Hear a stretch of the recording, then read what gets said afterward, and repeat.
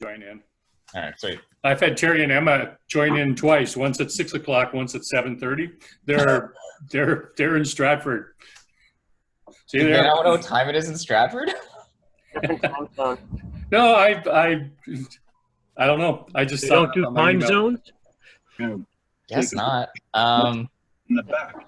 Okay. We're on Well, Newfoundland time in Stratford. This is your show, David. I know. All right. Thank you, everyone. This one's going to be obviously a little bit of a different format from last time.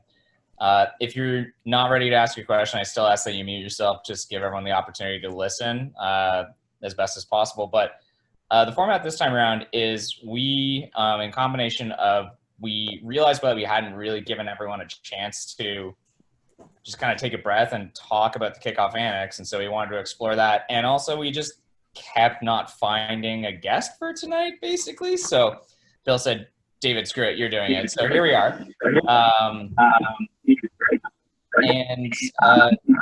So what I'm hoping for tonight is that everyone gets an opportunity to really talk about what we're trying to do here. If you have any questions, talk a little bit about Bill, myself, if you have any questions about me, which I don't know why you would, and just make it a little bit more of an open forum to kind of discuss the Kickoff Annex as a whole. You all have been awesome supporters in all of this. We're really thrilled with that. And so your feedback is really important to us. And I'm hoping you learn a little bit of interesting insights as to what we're trying to do, and that kind of stuff. And so my illustrious guest tonight is the ever famous Bill Thompson, who, Bill, I almost want to read what you sent me last night, but it was real mean.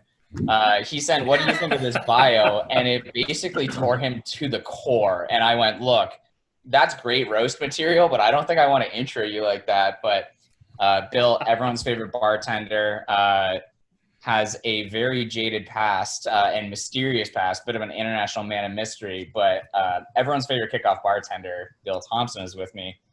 Bill, we're not doing a tasting per se tonight, but first off, what are you drinking? Megan. Ooh, okay. One of my favorite single malt scotch is a small batch Islay. I was starting to use it quite regularly in my beginner's class because It's got a really nice, complex, smoky finish. Okay. So that's what I'm drinking tonight. Yeah, I had no doubt that with no beer requirements for tonight, you were definitely going into scotch. That was absolutely no doubt in my mind. I just wasn't sure exactly which one. So I think this is a really interesting question because even you and I have never really sat down and just gone over this, but everyone that's watching tonight has likely interacted with you on at least one, but likely a multitude of occasions. Knows you as the gruff old man behind the bar at Kickoff, but maybe if you could tell me, like, who is Bill? What's your story? What does that answer look like? Like, guide me through the history of Bill. And if you have to, static out for whatever reason, some stuff, I get that. Bill has come a long ways from the rural, redneck, white, conservative Southern Ontario upbringing that he had. And is currently going through another metamorphosis because Kickoff is no more, at least we all know, and we all kind of lament. And so I'm rediscovering myself in the process. I had already started doing executive leadership coaching with my daughter, and I am one class and 5 hours away from getting the ultimate test I have to write, getting my ACC. Right. Which is the first stage of certification with the ICF. Very cool. What do you do for that? Pardon me? Are you booked on that yet or no? No. I've got paperwork that I've got to fill out, and then they'll send me the test, and I get 30 days to actually do the online testing. Okay.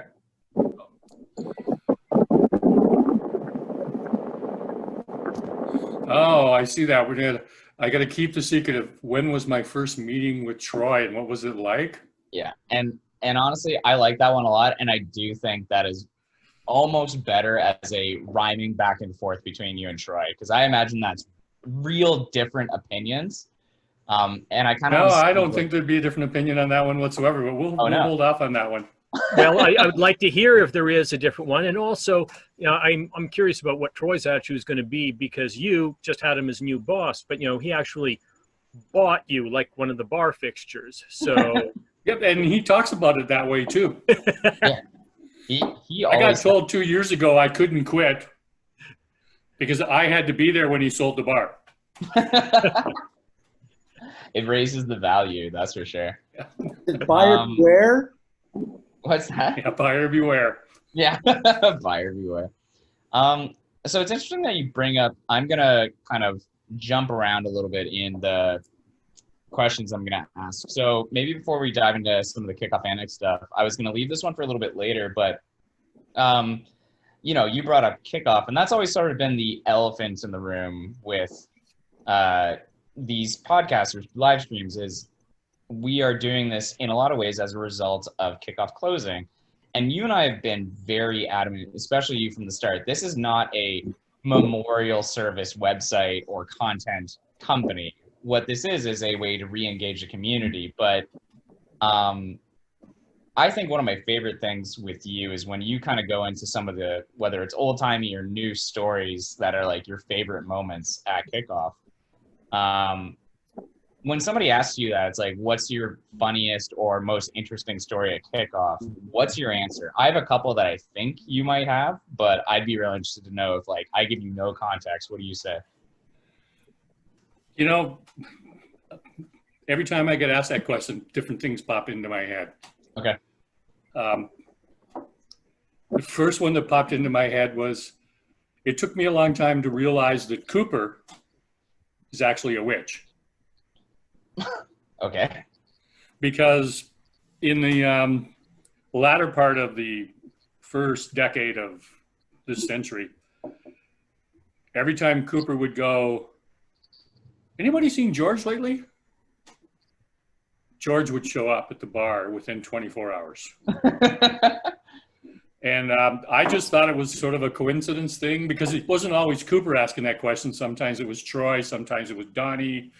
But for those of you who have never met George, I always inherited George from Troy when I came in, because George would have been kicked out of another bar by 3 o'clock, showed up, bought 2 or 3 Guinnesses from Troy, because that's when we still had Guinness on tap, and then promptly fall asleep.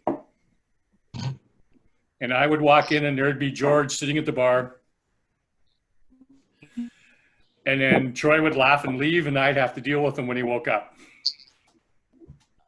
And it took me a long time to realize that Cooper was, I shouldn't say, he's a warlock. Sure. He has magical powers. That makes sense. And then we didn't see George for a long, long time, and it became kind of a classic question. Everybody be like, oh, please don't ask that. And then I got a phone call in 2017 when I was on the East Coast from Troy. You won't believe who's here. It's George, and he wants to talk to you. So anyways, that story just popped into my head when you asked that question, because George was such an interesting character, but it was more about Cooper being a warlock, because he would ask and George would materialize. Which, honestly, the other one that pops into my head was probably one of my famous one-liners. And Andy was in between girlfriends, and he was still a regular at the bar at the time. Andy was in between girlfriends. As he was. He'd been doing the online dating thing, and he'd had probably a dozen disasters right in a row. And it was this, I am never going to go on an online dating again. And 2 days later, I was sitting with, it was Andy, and I don't remember if you were there, Graham, or someone else was. And this woman opened the door, stepped in, never seen her before. She did that look around and left. And I didn't do any reaction other than, it's like, Andy, were you back on those damn dating sites again? So what came to mind? Interesting. Okay. Those were not the ones examples I thought you might come up with, but I like them.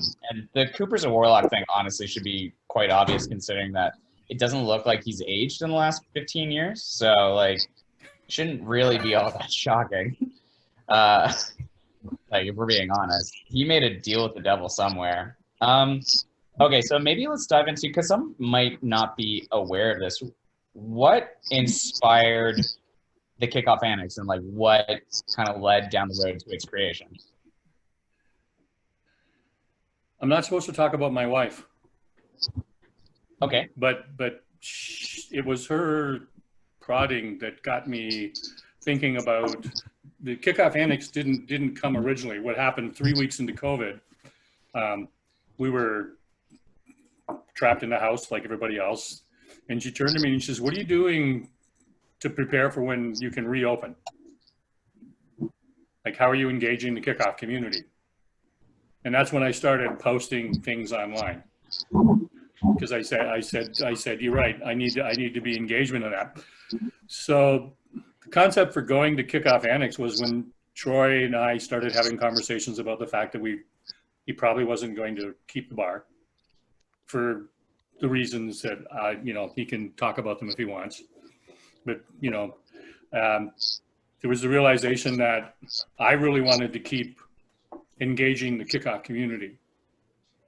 And then you and I were having a conversation about best way to possibly do that. And I'd had a couple conversations with another couple of young gentlemen who work in the tech industry.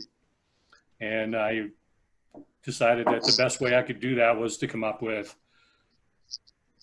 this, basically doing a live stream with the people involved in the craft beer industry so that we could all keep engaged and enjoy the beers and be a family as best we can.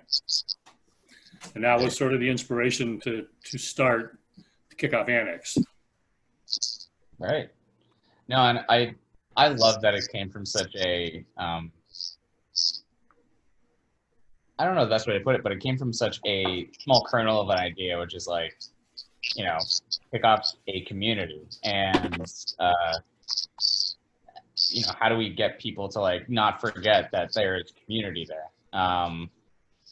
And so I really liked that idea. And when you brought it up to me, I don't think I ever saw myself becoming so deeply involved with it. But yeah, it's become really cool. We've had some really, really great guests on it so far. So maybe from your perspective, what has been your highlights so far for the Kickoff Annex? Hello? Yes. Hi, Emma.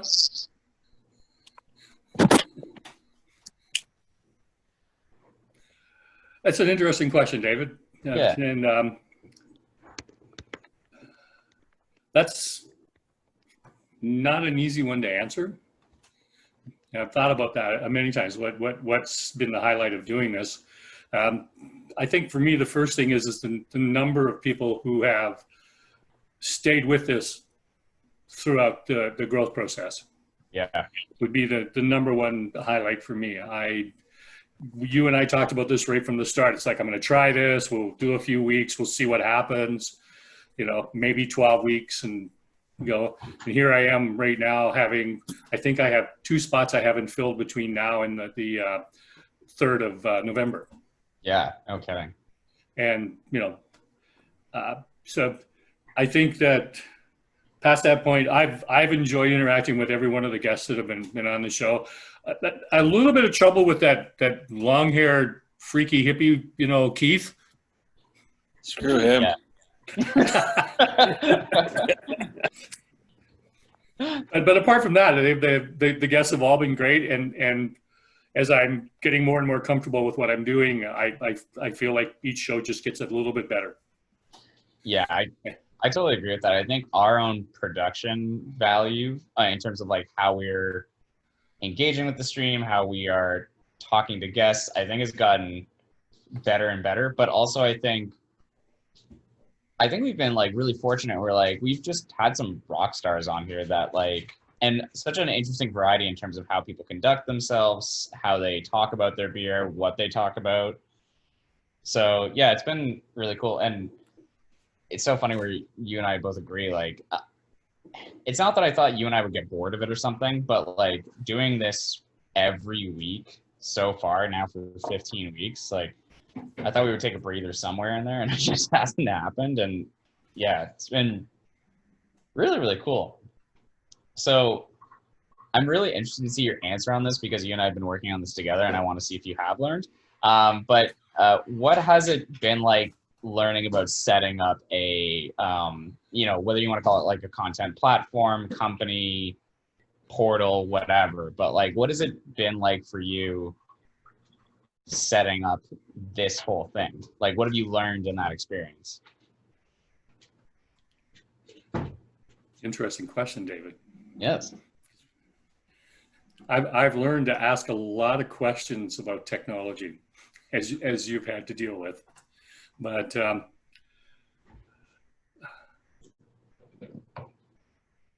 I got to think about that one for a bit. What have I learned? I've re-engaged myself because I actually now I'm using a laptop, but I hadn't used a laptop for probably 7 years because everything that I was doing I was able to do on a smartphone, including documents. And so I've had to re-engage. Oh, how do you use Windows 10? Is that what it is?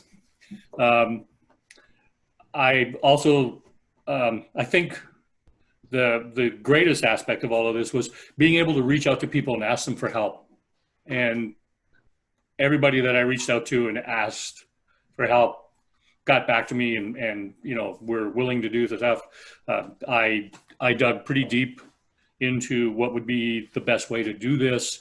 I had a conversation with the guys at DeGero, and both Richard, the VP marketing, and what's his name? Mine just skipped like it always does. Todd, thank you. Well done. We're keen helping me out. I got numerous emails from them. I got introductions to people to talk to. So it was great. I've chastised myself a lot for something I said I wouldn't do and did do for the last few years, which was allow myself to get behind in technology.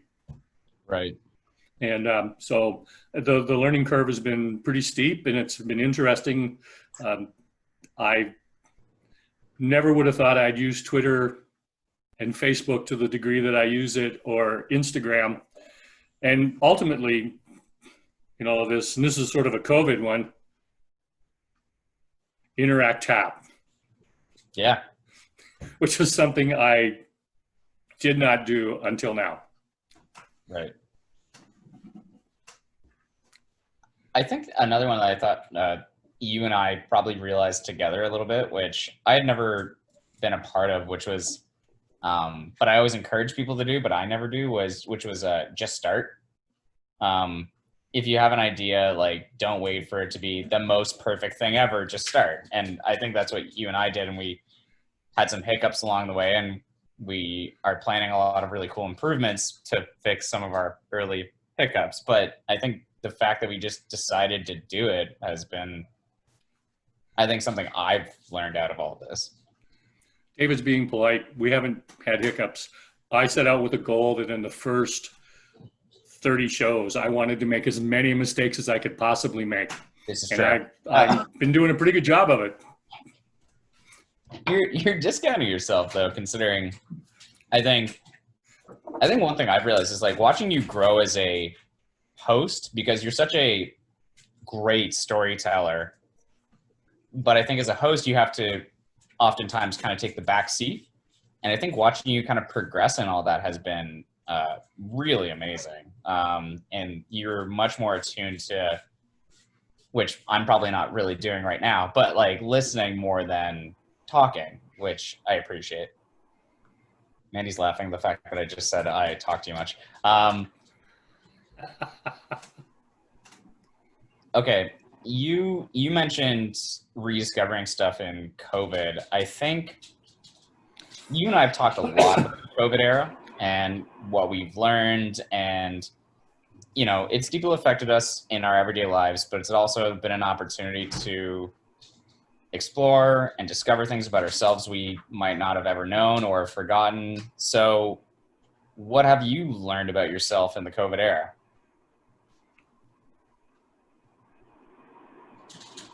That's an interesting question for me to answer. What have I learned about myself? I've learned not to be a storyteller when you're interviewing people. Simple and easy. But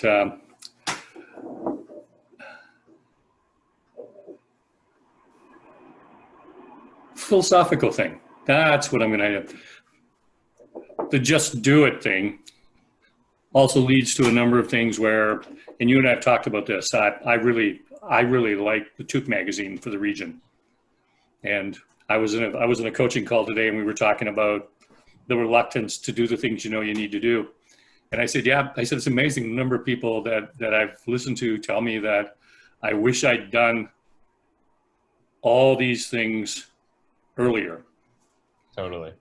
And I started to laugh, and he wanted to know why. I said, because I said, I know that I'm eventually going to ask Mandy to introduce me to her friend that manages Took. Yeah. But I haven't I said, I haven't talked myself into it yet. And I said, I'm laughing because I've talked myself into it. Mandy, I need an introduction. I'll make sure that happens. Yes. Yeah. And I think probably that discovery of, lose the reluctance to do stuff, because you've got to keep moving forward. Yeah. I love that. That's such a, this would have been probably after your time, but, I always took the mantra of one Miss Frizzle from the Magic School Bus who just said, get messy and make mistakes. And I never listened to her as much as I probably should have until about now. Okay. So there's some truth to getting messy and make mistakes. I disagree with the mantra of Facebook, move fast and break things.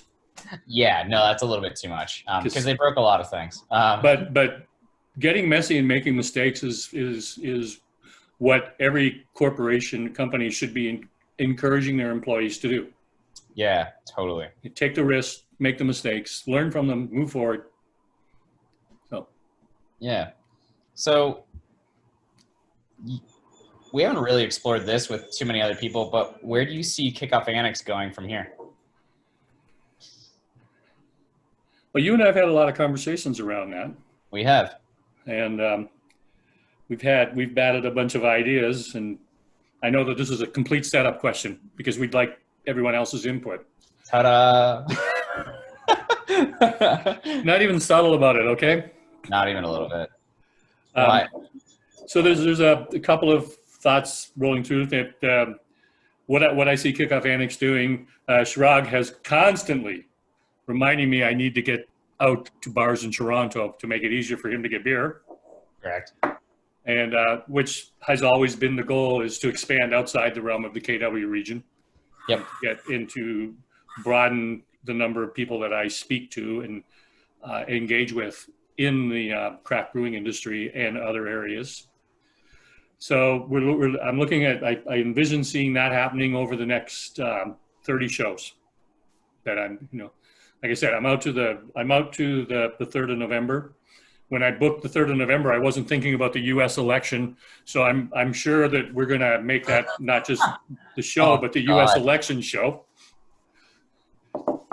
That is a couple of the other things. I'm not supposed to talk about Jackie, but I sometimes I talk to her and I just let her brain go. She's quite astute in finding the oddball, weird ways of marketing. Sure. And you and I've talked about this because we talked about creating, moving Kickoff Annex itself into an app form. Yeah. And part of that app, we can't call it Follow Me because someone already has that, but basically Follow Me, where you and I go out and we explore certain areas and meet the craft brewers, and we find the interesting things in that area. And it's really similar format to what Took does in their magazine, to what we would like to do online. Yeah. And then Jackie goes, well, why are you doing it that way? Why don't you do Bill's on a quest to find a new home, kind of like Oscar looking for a new garbage can, which I thought was I have a title for the app. Yeah. I think you should call the app You again? I thought I told you to leave and never come back. Jesus. That might work. I'll have to think Not about bad. that. Bill's looking for a new home is actually such a funny idea. Well, you know, I've talked to you about that before. About ultimately, the hope was that eventually we start doing the live streams Yeah. right at the breweries. Totally. But that was predicated on the fact that we'd be reopening our society to, you know, face-to-face meeting again without social distancing. And then what I do is I meet with them. We do a little promo video, and then I would book a day. I would go. I would advertise the fact that I was going to be there, and then I would guest bartend for a few hours. Yeah. You know, and just enjoy it that way. So those are kind of ideas that we've been batting around about the direction in which I'd like to take Kickoff Annex. Yeah. Without bands and music, guest bartending might be a thing to consider. Yeah. Yeah, I did. I hosted a Scotch tasting for a group of engineers who were having a social distance bachelor party on Saturday. It was a real interesting experience. Being on a big screen, talking to them through my computer, and of course they were already 3 sheets to the wind. Sure. So having to sort of jolly them along like herding cats to actually do the Scotch tasting. But for a first attempt, I thought it was fairly successful. So Very good. So I'm going to do one more question that I have directly for you. And maybe in the course of the conversation that come afterwards, but then I'd love to just open it up to any questions from people about what we're doing, and or if it just turns into us talking about our regular nonsense, I'm totally fine with that too. But Bill, I have your go-to final question prepped and ready for you. I read that yesterday and I said, oh, he's learning from me. I am learning. So if we leave this call and we can take exactly one thing away from it, what do you want it to be?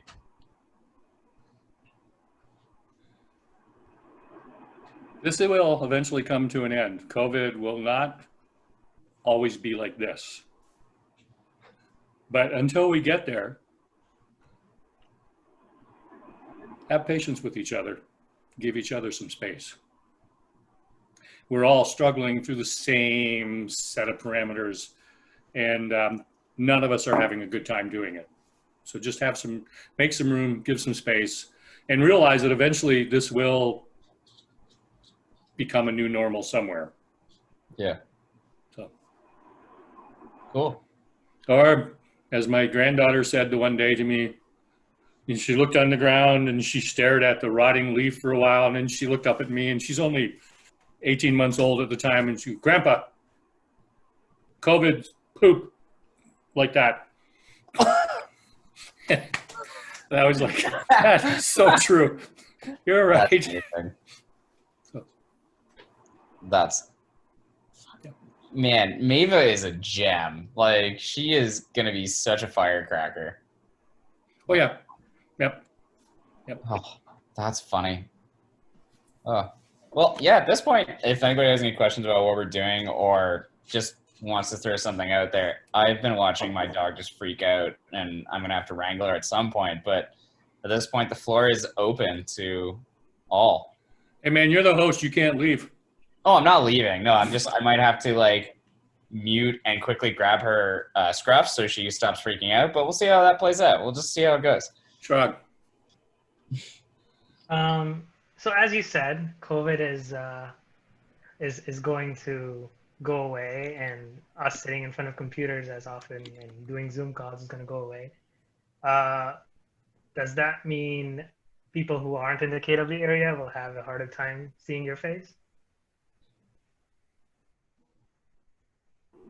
No, this has become a habit for me now. You know, they psychologists say that you form a habit in 30 days. Yes. And I've been doing this for more than 30 days now, so you know it's become a habit.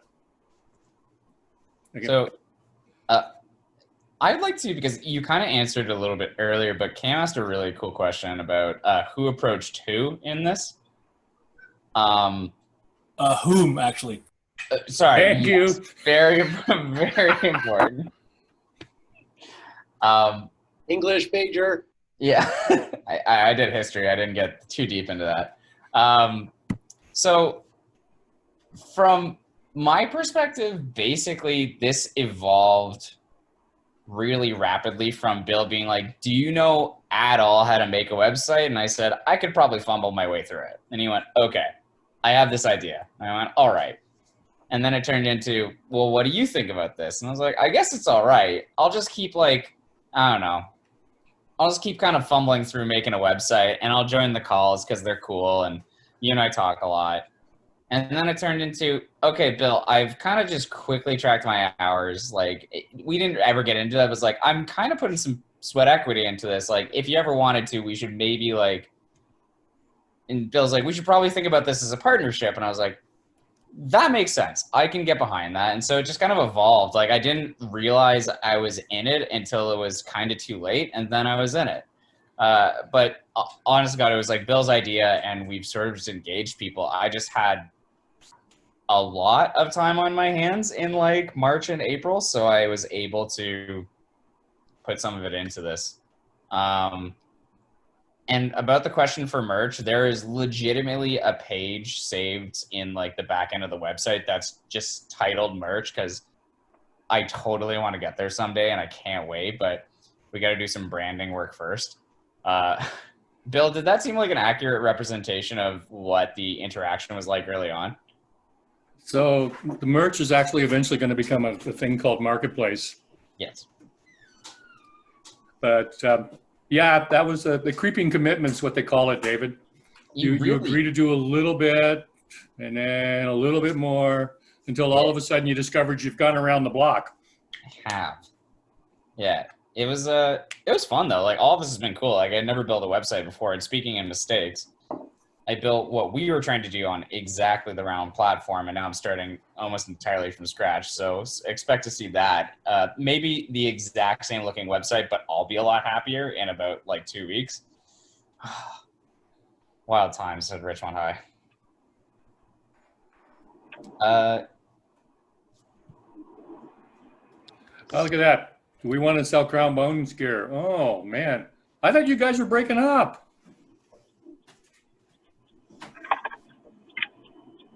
Yeah, but with COVID, you never know. We're stuck in our own basements, and we're looking for something to do that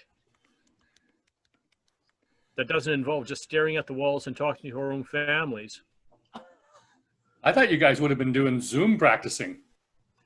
Well, we tried doing something similar using software called Jamulus, but it still has the flaw that for someone, there's going to be audio delays and it's going to be jarring. For the guitarists, less so, especially if they're using a lot of sustain and reverb, because it just goes. And so, they're not in time anyway. But, for anyone who depends on time, it's troublesome. Yeah. So I suggested we go to a local park and just hang out and jam. Oh, that's a cool idea. Totally apropos of nothing, but there has been some like really interesting, like, just hearing about how they made the albums, like the music that's come, or maybe not even albums entirely, but like singles from like two artists that are like, well, we never would have worked together on this at all, but like, here's a song that we just kind of worked together on software over the last like month. Like, it's been so insane, like watching some of the music that's come out during all of this. Yeah, there's my coachee in Halifax. He was like, "This is the most exciting time in the world." He says, "Man, there are so many entrepreneurial opportunities happening." Yeah, there's absolutely some cool stuff out there. How can we use Kickoff? Shrog, that's a great question. Bill, Shrog wants to know how he can help. He's like, do you have any spare time to work on a website? because David's running out. No, I think honestly the fact that like so many people have come recurringly, like every week, is like really hard because I don't even think I've made it to every week. Like I almost like, I've had to miss a couple, but I don't know, Bill, what do you think? I'm sort of like at a loss. Like it's just been really cool, the support that we've gotten. Well, that's an interesting question because I've mulled that over in my head a couple of times. How can everybody in the Annex community help? Part of it is promoting the Annex community itself. Yeah. And the other part of it is if you know someone in the craft beer industry that you think I should talk to, give me a soft introduction to them. Yeah. Or give me a nudge and go, hey, you should talk to this person. One of the other things that we hope to build into it too is actually an announcement portal, which brings me to a couple of things. One, stepping way outside my comfort zone next week, I'm actually talking to Brent Klassen at Heartwood Cidery. They have a fantastic and interesting story. I can't wait for that. That's going to be great. And Dr. Allen sent me an email, and then I'm not exactly certain. Have you got it up yet? No, I'll get it up. So he's actually doing a Pints and Props talk on, I believe it's the 18th of September. Yep. And Ren, who will be back on my 25th show, which will be the 3rd of November, had just announced that there's another scholarship through her organization and I'm going to have to pull it up on my phone because I've forgotten the name of the brewery up north, but there's another scholarship. So all these interesting, exciting things have been going on. I was just about to say something. Oh yeah. So speaking of all like the announcements, and I think there is going to be a pretty drastic reshuffling of our content and how it's presented on the site so that podcasts, the YouTube videos when they get posted, the upcoming video casts, and sort of, let's not call them miscellaneous announcements, but stuff that's outside of that and more like blog style stuff will be a little bit more stratified instead of the content tab. So I'm hoping that makes it a little bit easier for everyone to access like what means most to them and find it easier on our site. And in the future, we're also hoping that syncs up better with when we're posting stuff, so it's not a little bit disjointed. Also, Graham made a great joke about digital regulars, and I really liked it, and I just want to make sure that was noted. I'm just reading it now. Shenango Shirok North Brewing Company is the company that just announced a scholarship through Ren's organization. And to answer your question about Allura, I have spoken with Dave. Dave is going through a couple of transitions in his life, and he's asked to forego coming on the show for a while. He's selling his house, and they're having a baby in September. Oh. And so he doesn't think that he'll have the time to do it. And he has offered to get one of the other brewers to go. Him and I haven't actually crossed paths on that one yet. So I can recommend Jim Murphy to you. Jim Murphy? Yeah. Jim's, he's one of the founders of EBC. He's also, I think, founder or co-founder of Boltmade, which is a fascinating story as well. Oh. Okay. Well, maybe I'll ask Dave for a soft intro that way. What about like people from like along the supply chain, like Escarpment Labs or Tavistock Hop Company or something like that? So I reached out to Tavistock Hop. They would prefer to talk to me in January, February, only because right now they're moving into their busiest time of year. And I totally understand that, but I have reached out to them. I have not reached out to Escarpment. I was actually going to ask Royal City if they would give me a soft intro to them because I've never met them. Yeah. So, but that I agree that having people in the supply chain would be interesting to pursue.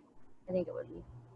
Yeah, kind of an idea I had on the community side is, I mean, one of the things I really miss about Kickoff is the regulars. I mean, for a long, long time, I was like an everyday regular, and then I became more of a once a month or every other month or something. And there were a lot of new faces I didn't know. But the one thing I knew is I could go in by myself pretty much any time, and I'd find a face I knew. It was usually someone, you know, Graham or Cooper or Donnie. But it'd be nice to have maybe like a kickoff euchre tournament or something like that, or have a guest kickoff at a random bar and kind of try and get as many of the old people out Ah, in a while, just to kind of have a beer together once everything's open up down the road. But yeah. I've been waiting for Troy and for things to get a little bit more normal than what they are to actually have a final farewell party. I know Yeah, you're but planning on doing that, but I even mean, beyond that, it'd be neat to have kind of maybe a quarterly. like a you know when you're a UW A family reunion? student in a city, you do like a UW meetup, right, at a Yeah. bar. Oh, meetup's a really interesting way to put it. Mhm. Yeah, a kickoff. Yeah, like a tweet up or a meetup used to be called. Yeah. You could call it a refugee party. That's what I was gonna Yeah. say. Kick off refugees or something. Kickoff refugees is such an amazing idea. That totally. Yeah. And yeah, I think it'd be maybe not irresponsible to kind of dive into that too early, but like we have to be very mindful of Eventually, I mean, that'd be a way to but community in a different way, less online, obviously. But but I like that idea a lot. I think Molly's would be down to reserve the patio for a measured timed event without the playoffs going on. Oh, that's not a bad idea. Okay, I might, Graham, I might send you a message about that, and Derek, maybe I'll shoot you one as well. After this, after all this, yeah, that'd be kind of cool. Like, I'd have to be very mindful of like who's comfortable doing something like that and to not overcrowd it. But yeah, getting some crew back together might be interesting. Whether it's now or just later, and starting to do it more regularly, I think would be neat. Yeah, like in the spring or something. Yeah. just explore the dives of KW or something. Oh, that could be fun. Oh my gosh. There's not many of them left. No. I know they're How many of them are going to survive COVID? Does anyone know if because I know they were moving, but is Capers still surviving this, or like? It's now closed because they're planning to redevelop that property, Yeah. but it is supposed to be opening like a pool hall, I believe, Oh, that's across from the bus station, I think. really Yeah. wow. Or around there, yeah. That's amazing. Down home billiards or back east or something like that, I think was what they were going to call it. Yeah, because I heard the Capers team was like trying to reopen something, so that's hilarious that they're just opening a pool hall now. Yeah. Now that Terry's back, I can just, Brian, the drummer for the Crown Bones, and I were having a conversation because I was harassing him about them not being willing to do a social distance online performance for us tonight. But So that's the other thing about tonight is I was under the impression that half the slot was going to be Crown Bones, and then the other half slot was going to be me. Not to say that I'm fudging my slot by asking a lot of the audience, but I'm not saying I'm not doing that. So, But at least I'm here offering yes, other comments. But problem is, since we hadn't played for a couple of months, well, 6 months, it would have been since December, so yeah, quite a while. However, I was prepared. In fact, I had the first piece of merch for the Crown Bones section on the Kickoff site, because not spreading disease is important right now. So I'd like to introduce you to the harmonica mask, so you can play N95 compliant, completely safe. play us a tune, man. unreal. Oh, good choice in tune as well. Thank you. Yeah, I'm Aren't sure you my- going to play? Finish it.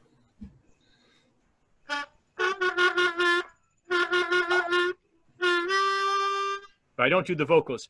All my friends know the low rider. Go on, Bill. You know this song. You. Low rider rides a little slower. So Bill Schragas just mentioned that we should do themed episodes, and I said now we're required to do a very spooky beers with Bill. I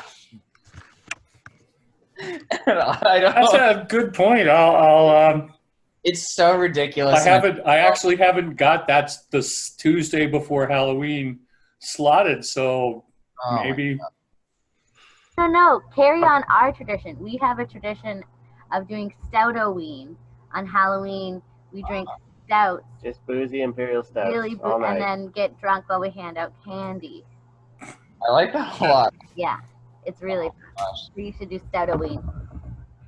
Here's And, the and Chirag, Christmas has been an intense conversation with Rob at Shortfinger and with Brian with the Crown Bones, trying to figure out if there's any way that the Kickoff Annex community itself could just get together in a single location, social distance, and the Crown Bones could play. We have to keep social distance for them because one of their members has some serious health concerns that they have to take into account, which I totally appreciate and understand. But no one I've spoken with is comfortable yet with the concept and idea like that. So, but we are working on it. Because what am I going to do with all those rum balls I make at Christmas time if I don't, give them to people? give them all to me. T-shirt cannon. They survive in the mail. I gave 12 dozen to somebody to give to her friends. Oh no. And I got a hurried message. Could I give her another 12 dozen because they didn't make it home? Oh my God. And I was just dying laughing because the alcohol content wouldn't be over the top, but oh my God, that much sugar and chocolate. Yeah. That is that's an aggressive Christmas snack. It's a wonderful annex. Yes, that would be an interesting theme. I like that one a lot. Actually, what we'll do is No. all of us will do little videos on what things would have been like if we'd never, ever gone to Kickoff without Bill. But it's only going to be a dream, Bill, so it's okay. I might have finished my master's in 2 years instead of 3. I'm not responsible for that part. I might have made it through 3 other relationships. And also, we totally missed the How the Bill Stole Christmas. Like, that is much better.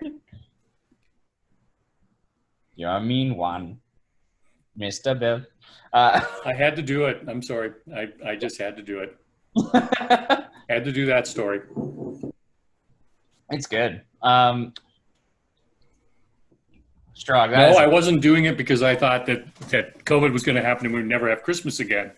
I was doing it because Troy and I had a conversation previously that he was toying with the idea of not renewing his lease in June.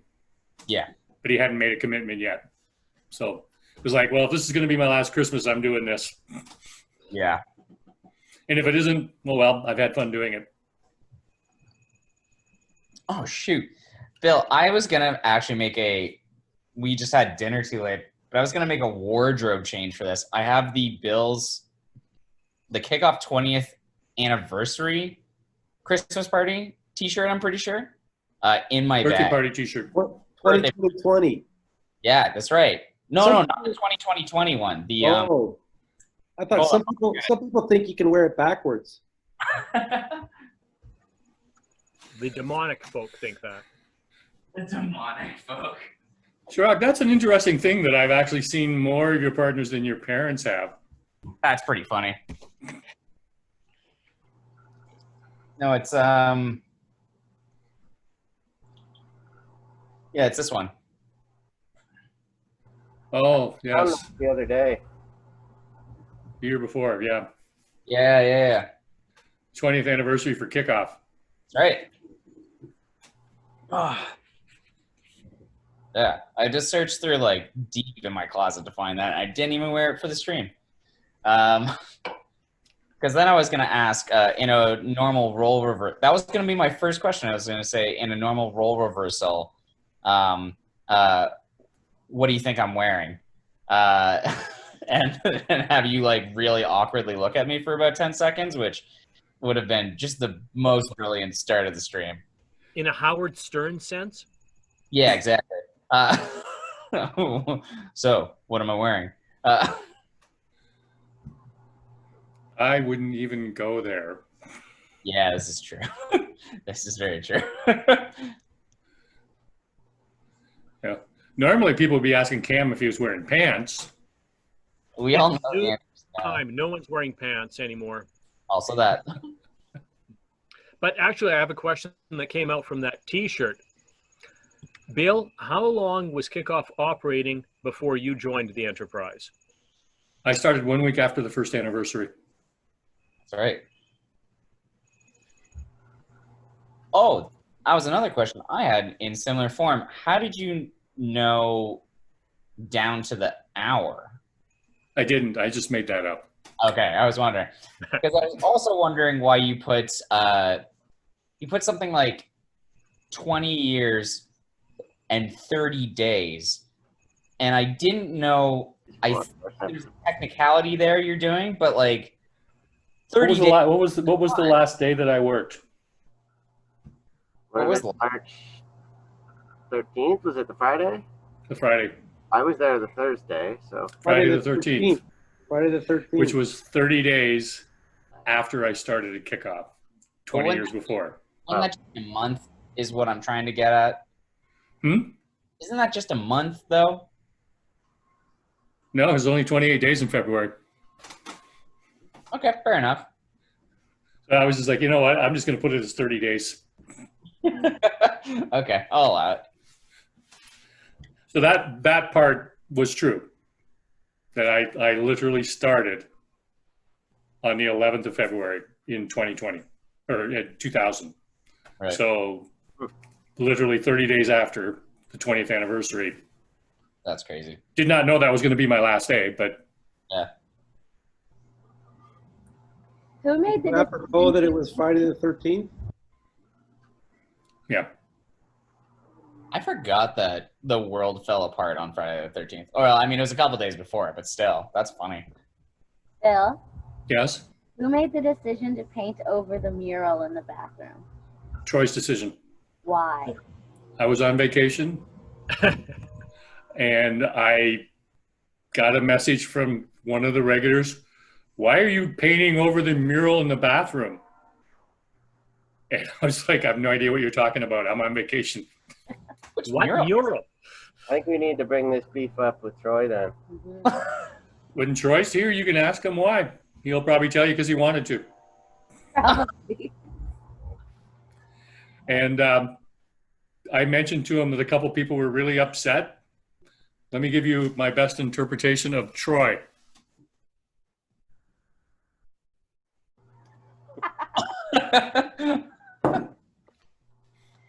He didn't care. No. Which was, sort of the best aspect of Troy as a boss. Is if I banned somebody from the bar or I threw somebody out, it was like, okay, whatever. Cool. Good to know. I've heard, I think you and Troy tell the same story about these guys that you banned, and they said, we're going to talk to Troy in the morning. Have you told that story, or is it Troy? Oh, no, we both have told it because Troy laughed his ass off. He was away on vacation when I banned them. And it was only because they would only come in and play foosball. They'd never buy drinks. And I said, I don't care that you do that. Don't come in when I'm busy. And if I tell you to leave, just leave. Don't give me a harassment. And they showed up on a Friday night, and I told them to leave, and they had a guy with them who thought he was going to intimidate me. And it became a little bit of an altercation, and he got removed from the bar. And then they came back in on the Tuesday, and I'm like, hey, guys, shit like that ever happens again, you're going to be banned permanently. And they told me I couldn't do that. And I was like, well, you know what? As of this moment, you're banned permanently. Don't ever come back. And they told me they were going to get me fired. They knew Troy personally. And I'm like, well, he's on vacation. He's back Tuesday morning. By all means, come in and get me fired. And this is what I love about Troy. They showed up Tuesday morning. He finished his paperwork. He was sitting at the bar watching the TV, having a beer like he always did. And they came in and they said, that guy that you had working for you while you were away banned us from the bar. And without missing a beat, he asked them why they were there then. And it's just like, and he tells that story because literally I came in that afternoon and he goes, well, those guys were in this morning. Oh yeah, what happened? He says, I wanted to know why they were there if they'd been banned from the bar. That's I think that's Troy's answer to many of the questions is, Oh yeah. Let me show you Troy mad at me because I almost burned the bar down. He's sitting at the bar, he's watching the ball game. I come in, I get hi, and he goes, hi. Hey, you almost burned the bar down yesterday. Don't do that again. You left the fryer on. That was it. That was the whole conversation. The high limit switch had broke. We didn't know that. We found that out.